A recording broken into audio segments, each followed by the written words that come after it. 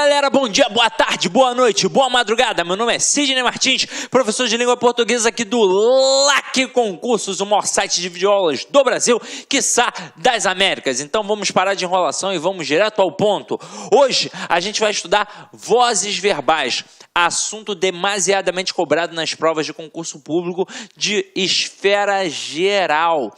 Na verdade, isso aqui cai até no concurso militar, cai também nos pré-técnicos aí da vida e cai também até nos vestibulares. Então, já que você vai cair para dentro aí de uma prova de concurso público, tem de dominar um assunto que todo tipo de prova cobra. Detalhe, não é muito difícil, é tranquilo. Só que é o seguinte, a gente tem de entender o conceito com toda a calma e tranquilidade.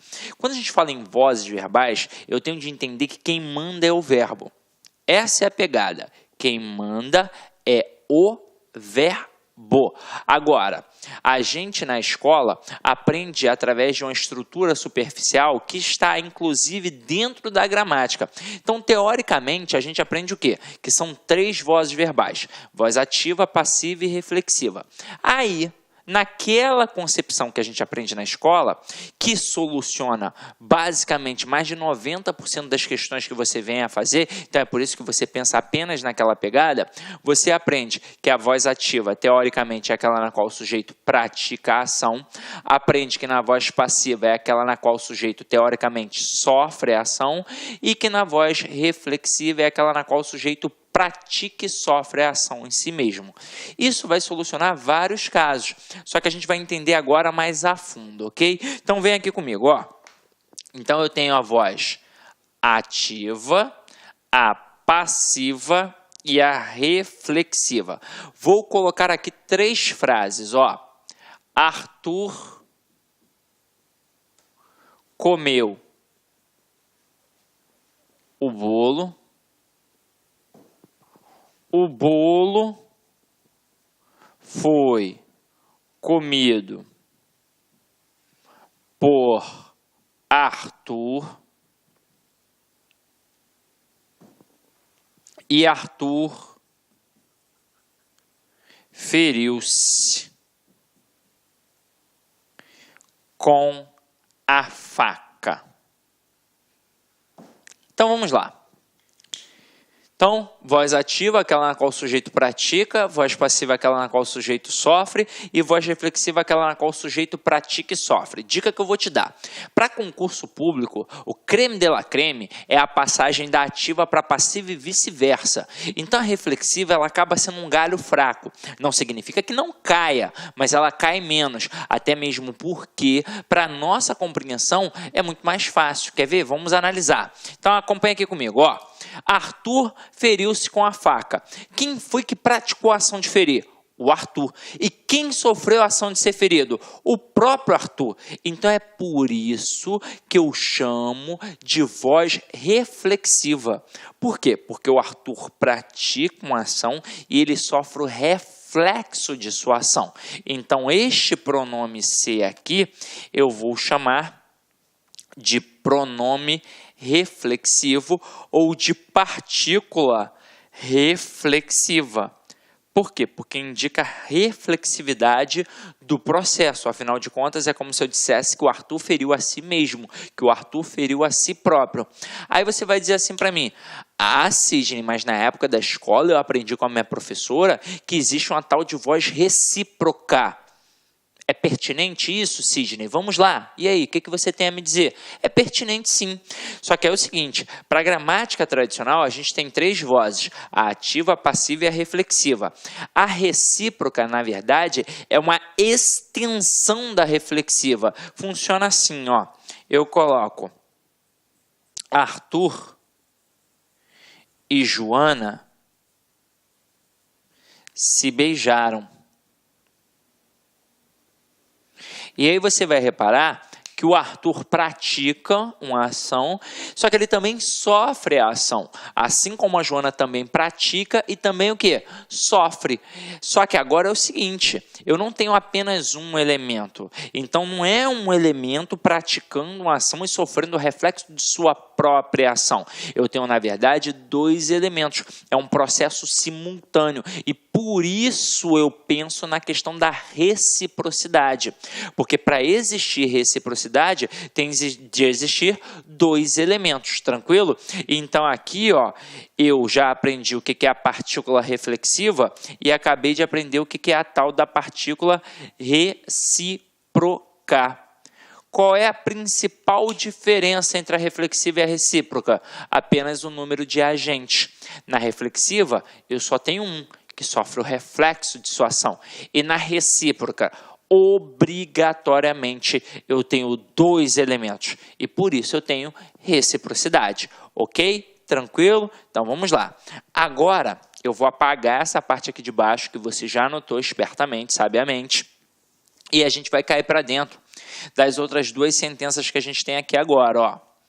A gente vai aprender a passar da ativa para a passiva. E aí eu pergunto a você que está em casa, o que eu preciso fazer para transformar um cara que é ativo em passivo?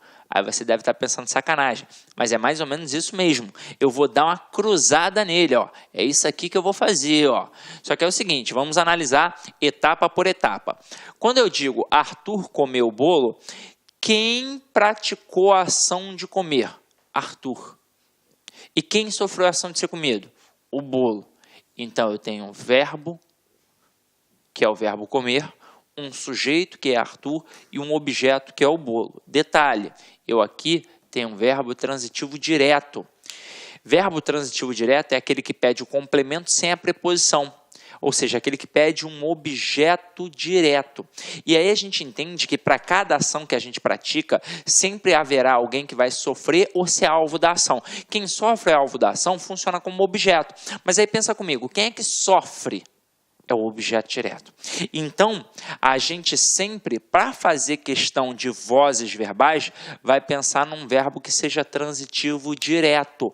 Por quê? Porque só dá para passar da ativa para a passiva quando eu tenho um verbo transitivo direto, ou então, quando eu tenho um verbo transitivo direto e indireto, e isso por causa do direto. Daqui a pouco eu vou mostrar para vocês.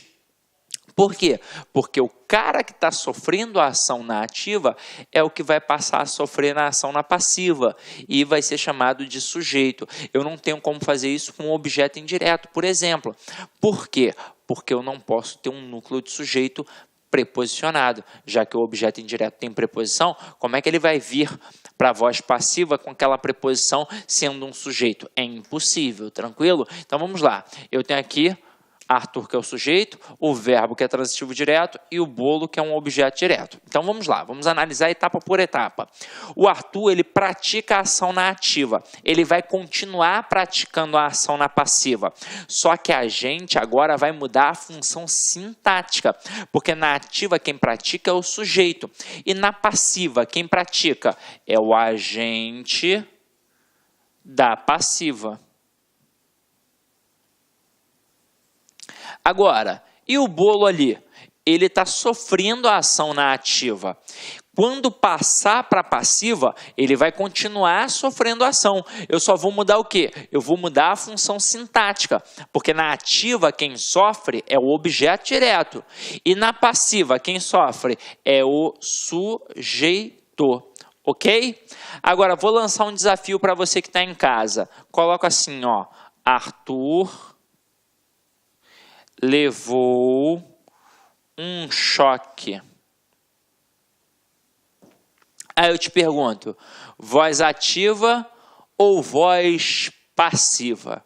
Aí muito aluno vai pensar assim, ué, o Arthur sofreu, então a voz é passiva. E aí lembra que eu te disse no início da aula que aquela explicação da gramática, aquela explicação lá na escola era superficial? Atendia a vários aspectos.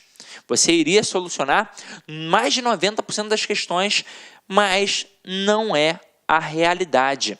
Porque é o seguinte, quando eu penso em estrutura verbal, quem sempre vai mandar é o verbo. É o verbo. É o verbo que manda nas vozes verbais, na conjugação verbal, na correlação verbal, na regência verbal. Falou de verbo, quem manda é o verbo. E pronto, acabou. Não é, é o agente, é o cara que sofre, é o cara que pratica. Não é isso, é o verbo que define. E aí acompanha aqui comigo, ó. Tá vendo que verbo eu tenho aqui? Um verbo sozinho, individualizado. E agora eu quero que você entenda o seguinte.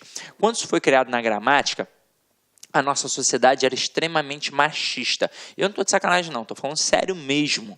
Era extremamente machista. Então essa brincadeira que as pessoas fazem no dia a dia, fulano é ativo, fulano é passivo, é para zoar mesmo, cunho sexual.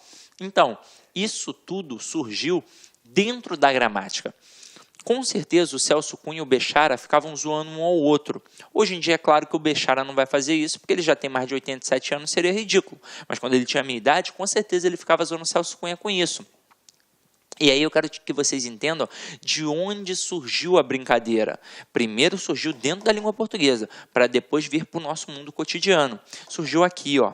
Como é que está o verbo? Está sozinho. Ou seja, ele é machista, é um verbo que é macho. E se é macho, não pede ajuda de ninguém. Quer ver? Como é que está o verbo aqui? Ele é macho, não pede ajuda de ninguém. Como é que é o verbo da voz passiva? Ele é uma locução verbal. O que é uma locução verbal? É um verbo principal, mais um verbo auxiliar, onde atrás dele dando suporte. E é daí que vem a sacanagem, a brincadeira. E eu estou falando sério, não estou brincando não. Tô falando... Olá, meus amigos, minhas amigas, sou o professor Luiz Antônio de Carvalho e com muito prazer, muita satisfação, estou aqui para convidar vocês a conhecer o nosso curso completaço, atualizado, ponto a ponto do edital para a Secretaria de Fazenda do Estado de Goiás, auditor fiscal da Receita Estadual. Eu, professor Luiz, juntamente com o professor André Fantoni, que é o coordenador desse curso, nós montamos um curso super competitivo, um curso que eu tenho certeza que vai fazer a diferença na sua aprovação. Só com professores top de linha, como você acabou de assistir essa videoaula nossa aí, demonstrativa, essa aula demonstrativa no YouTube. Meus amigos, minhas amigas, essa é apenas 30% de uma aula, tá? A aula tem muito mais coisa, o nosso curso é muito mais completo, nós colocamos aí apenas 40 horas, 45 horas no YouTube. Esse curso tem quase 450 horas. Professor, é bastante coisa? Sim, claro. Legislação específica, direito tributário, contabilidade geral, auditoria, contabilidade avançada, ou seja, e mais todas as outras disciplinas que sempre são cobradas aí em concursos de carreira fiscal. Olha só, quero dar um recado. Nós aqui da Lá Concursos, a partir de 2018, nós iremos atender todos os concursos de carreira fiscal no Brasil. Tá certo? Quer saber mais informações? Envie um WhatsApp para a gente ou acesse nosso site laconcurso.com.br que nós estaremos aqui prontos para te atender. Um forte abraço, fique com Deus. Tchau, tchau. Clique lá.